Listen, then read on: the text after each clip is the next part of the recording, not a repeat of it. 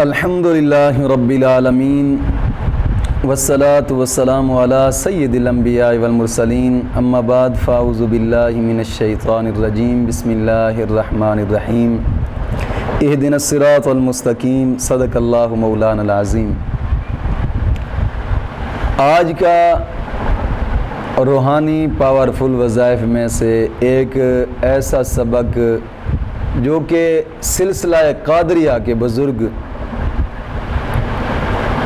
جتنے بھی گزرے ہیں الحمدللہ ان بزرگوں نے اس وظیفے کو پڑھا ہے اور اپنی زندگی کا ایک معمول بنایا ہے۔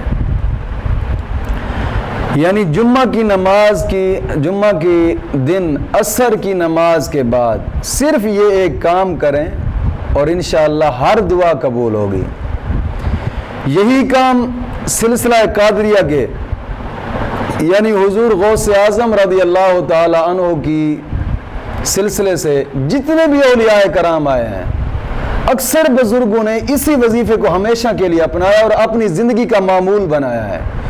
اور آج بھی جو شخص بھی اس وظیفے کو اپنا معمول بنا لے انشاءاللہ العزیز دل کی ہر مراد بھی پوری ہوگی اور ہر دعا قبول ہوگی، ہر مشکل سے نجات ہوگی انشاءاللہ العزیز۔ نماز جمعہ، لیکن بات یاد رکھیے گا کہ نماز کی پابندی اس وظیفے کے لیے شرط ہے، یعنی ہر نماز کی پابندی شرط ہے، اور ہر نماز کے بعد 11 مرتبہ کلمہ طیبہ اور 11 مرتبہ درود پاک وہ بھی شرط ہے اس وظیفے کے لیے، نماز کی پابندی۔ لیکن ایک کام یاد رکھیے گا، نماز کو صرف دنیا حاصل کرنے کی خاطر مت پڑھیے گا، مت کو یہ سمجھے کہ یار بس اب کام ہوگی اب نماز نہیں پڑھنی، غلط ہے۔ کام کی خاطر نماز نہ پڑھیں، اپنے رب کو راضی کرنے کی خاطر نماز پڑھیں۔ جب آپ اپنے کام کی خاطر نماز کی پابندی کریں گے تو پھر دنیا میں رسوائی ملے گی۔ اپنے رب کو راضی کرنے کی خاطر نماز پڑھیں اور ہر نماز کے بعد 11 مرتبہ کلمہ طیبہ اور 11 مرتبہ درود پاک پڑھیں، اور پھر جمعے والے دن اس عمل کو کریں، ہمیشہ کے لیے اپنا لیں۔ ہر جمعے کے دن کرنا تو صرف ہفتے میں ایک دن آئے، کیوں نہ ہو کہ جمعے والے دن نماز عصر کے بعد اس عمل کو کریں انشاءاللہ العزیز، پھر اپنی زندگی میں کشادیاں خوشحالیاں بڑھتی جائیں گی آپ کی زندگی میں انشاءاللہ العزیز۔